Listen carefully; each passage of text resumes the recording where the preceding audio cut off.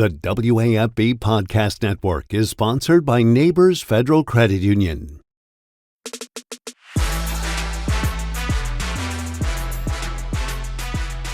Week 2 of LSU Baseball's preseason is over, Week 3 upcoming, and there is no Week 4 because that's when the Tigers open the 2025 season with a 3-game home series in the box against Purdue-Fort Wayne.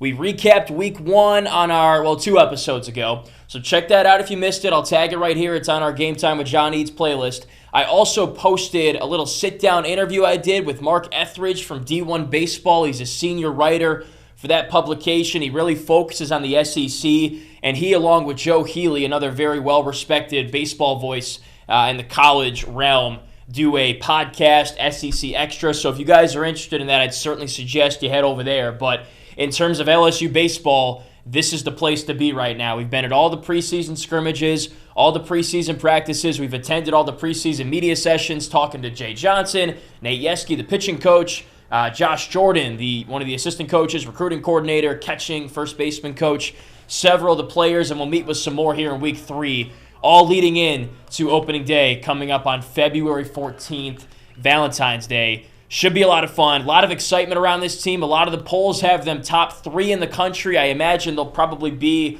I'm not sure which poll is the official that they actually go with, but in all of them I've seen, they've been 2, 3, anywhere in that area. So I would imagine that LSU, bare minimum, would be a top 5 team in the country in the preseason rankings. So check out any of the previous baseball content we've done, a bunch of episodes, and we got another one for you today. Week 2, scrimmage, intel, and observations. I attended all 3 of the scrimmages last weekend, stayed for a majority, if not all of the innings, and picked out a couple of the big talking points and things that I noticed I think you need to know if you were not there and you have not seen anything regarding what happened. So I think the first is Jared Jones. We've got to talk about Jared Jones because there's not really a lot of star power on this LSU team this year, at least at the onset of the season. But Jared Jones is one of those guys, right? First baseman, hit 28 home runs last year. Nobody that Jay Johnson has ever coached has done that besides Chris Bryant, who's, of course, a standout in the major leagues when he hit 31.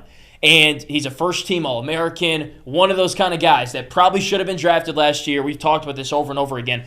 To be honest with you, he struggled a little bit at some of these preseason scrimmages I've been to, and part of that is the pitching. He told Nate Yeskie, the pitching coach, jokingly, what's going on with these relief pitchers? Why are they throwing 3 and 4 different pitches? Because I think last year he remembers most pitchers, LSU and everybody else, only having 2 pitches when they come out of the bullpen. A fastball, a slider, a changeup, whatever it is. But that speaks to how good and deep this LSU pitching staff is. They've got so many different guys that can realistically throw 3 or 4 different pitches. And not to mention you're striking out a first-team All-American in Jared Jones. With that said, he did not struggle last weekend. He was a single machine, and then on Sunday he had a 2-run home run, an absolute line drive that cleared the left field landing after Derek Curiel, the very talented freshman, singled. More on him in a second. So that was kind of the first time since the fall where I watched a Jared Jones at-bat, and I was like, wow, this guy's a stud.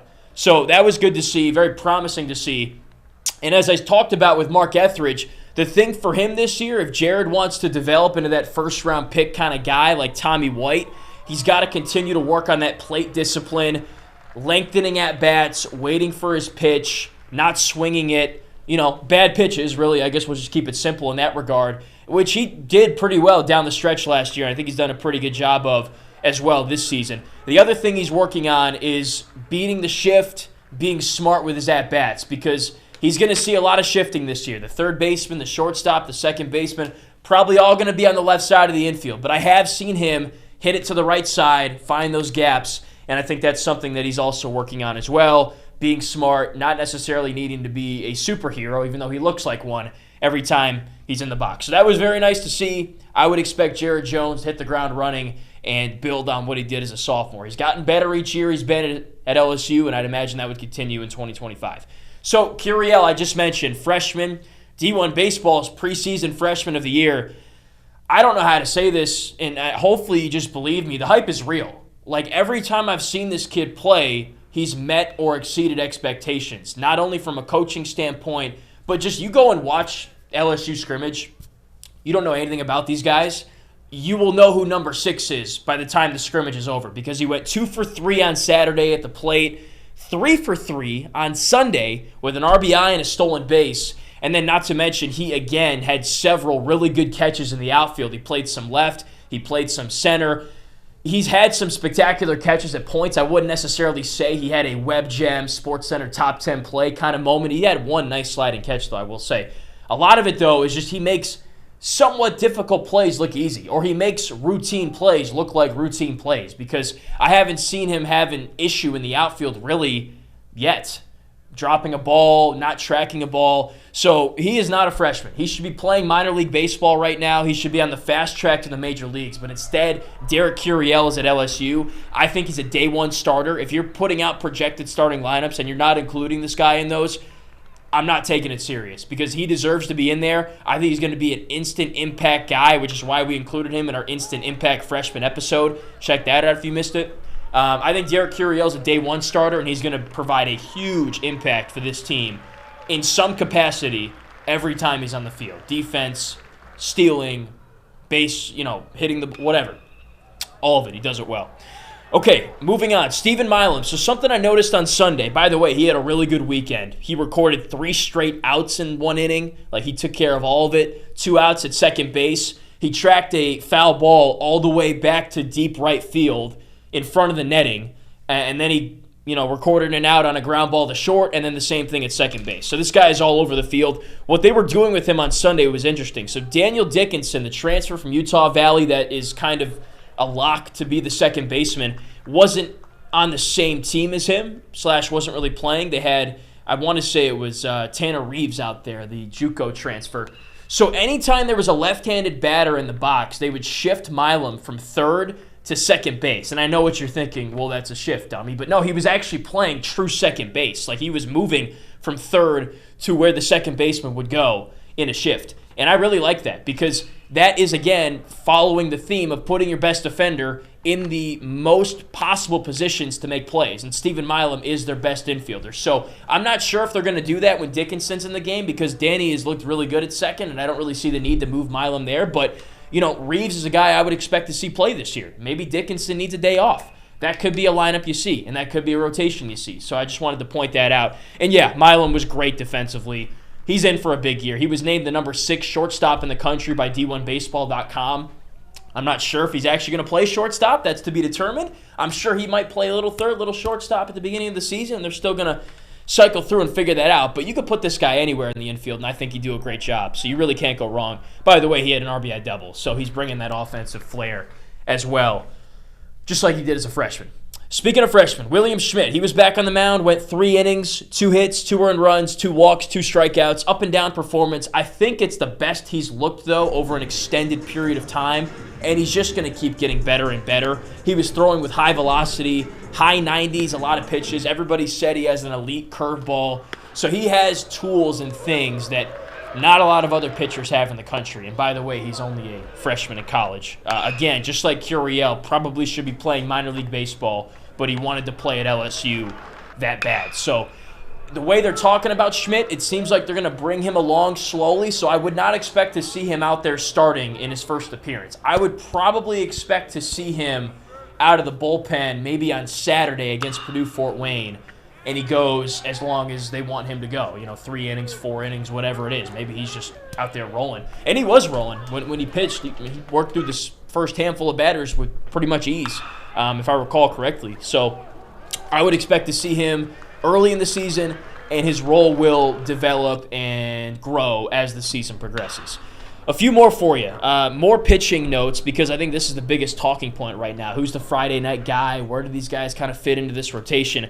Chase Shores, again, up and down, inconsistent. I've been waiting, and I've stood here and told you I'm looking forward to this weekend to see what Shores can do. But again, just erratic. 1 minute he's throwing a strikeout, 1 minute he's working through 3 batters and back in the dugout in a split second. But then the next, he's throwing a wild pitch. The catcher drops it, doesn't stop it, and he's got issues getting out of the inning, and he gives up some runs. So I still haven't seen that consistent dominance that's spanned over 3 or 4 innings.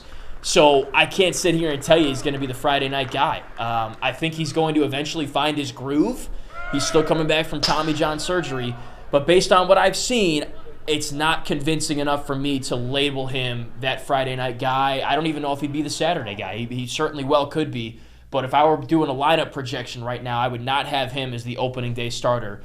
For me, it would be Cade Anderson, who I was going to talk about in a minute, but I'm going to talk about him now because he had the best performance I've seen from a starting pitcher, I think, in any of these preseason scrimmages I've been to in the fall and then the past couple weeks. 5 innings, 2 hits, 1 walk, 5 strikeouts. Like, it's just refreshing to sometimes see a pitcher go 3 up, 3 down, 3 up, 3 down, just move through the lineup. And nobody had really done that stuck out to me until Cade Anderson this past weekend. So the coaching staff has said some very good things about him. He stepped up as a leader. He's showing guys the ropes, especially the new guys, the transfers, and he's really trying to be that vocal leader this season. And he's a very competitive guy. They mentioned how he was thinking about his mistakes a lot over the offseason. He just was kind of negative, but in a good way, in a way that drives you to be better, right? And not a self-deprecating way that would affect your performance. So based on everything I've heard and seen from Cade Anderson, he's my Friday night starter right now if I'm Jay Johnson.